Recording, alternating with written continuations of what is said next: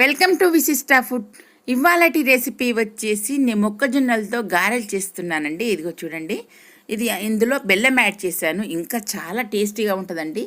అది మనకు తీయగా స్పైసీగా ఎంతో టేస్టీగా ఉంటుందండి బెల్లం గారెలు. ఇవి ఇంతకుముందు చూపించాను, కాకపోతే వీటికి ఇంకా వేరే స్పెషల్గా చేశాను చూడండి. ఇవి ఇంకా టేస్ట్ చాలా బాగున్నాయండి.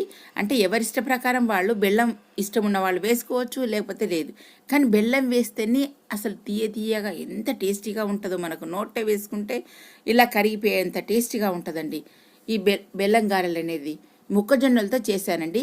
ఇది స్వీట్ కార్న్ కాదండోయ్, మామూలుగా మనకు బళ్ళ మీద కాల్చిస్తారు చూడండి, అలాంటివి. ఇదిగో చూడండి, మనకు మొక్కజొన్నలు కనిపిస్తున్నాయి కదా, ఇవి మనకు లేతవి తీసుకోవాలి మొక్కజొన్నలు.